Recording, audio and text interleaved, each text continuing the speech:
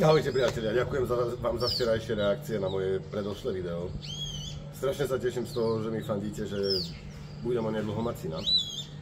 A veľmi veľa z vás sa ma pýta, že vlastne ako som sa to dozvedel a ako som reagoval. Takže vám to poviem teda.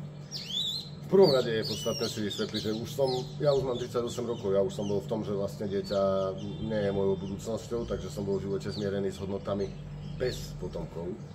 No a jeden deň, áno, jeden deň mi proste Fatu povedala, že jej to mešká, že je možné, že je tehotná. Tak sme sa dohodli, dal som jej na test a asi o 2 alebo o 3 dní ma čakala doma v izbe v posteli a mi hovorí, že či chcem vedieť novinku, nie? A vravím, áno. A tak mi ukázala test a povedala, že je pozitívny. Takže najskôr som zavolal mame, najskôr som povedal mojej mame, že vlastne bude z nej babička, čo si strašne želala, takže sa to podarilo. A potom, my sme tu nedávno bývali v takom dome s mojimi či šéfmi, či kolegami a boli tam aj Česi a boli tam aj Francúzi, teda Kongoláci, a oni hovoria po francúzsky. A na YouTube mali otvorený seriál Susedia, slovenský seriál. A na YouTube proste išlo to, čo YouTube otvoril, to tam šlo, tam sa viedli nejaké rozhovory proste v salóne, nie? V obývačke. A keď som zliezol do tej obývačky z mojej izby, tak pozerám na tú telku a práve v časti susedov, kde proste nikdy to tu nie je otvorené, nikto to tu nepozerá, tak práve bola časť, kde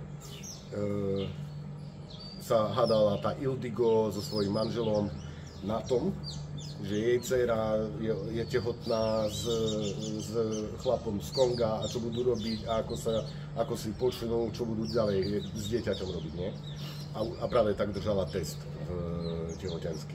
A tak som sa pozrel na obrazovku a som rozmýšľal, jak to vlastne oznámim ako svojim kamarátom, nie? A im vravím, no tak túto situáciu práve poznám, teraz som ju zažil na izbe, všetci tak zmeráveli, zbledli. A ostali prekvapení a hovoria, to myslíš vážne? No vravím áno, no, tak Fatu je tehotná. Že určite? Tak určite. No, takže takým spôsobom som sa to dozvedel. No a prikladám vám fotku, aby ste mali predstavu, čo je taká pamätná fotka na tehotenský test a na tento veľmi zvláštny deň v mojom živote. Je zaujímavé, že keď si večer uvedomíte, čo všetko sa vo vašom živote zmení, keď budete čakať dieťa a keď budete mať proste obrovskú zodpovednosť, to nie je len nejaké, že niečo zabudnete alebo niečo, to je proste človek, za ktorého zodpovedáte, tak všetky moje hodnoty a nastavenia sa zmenili. No ani nie, že zmenili, ale hľadám stabilnú cestu, aby som tomu človeku zabezpečil dobrý život.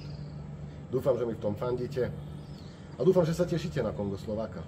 Ahojte. Konstatuješ Bremožovi.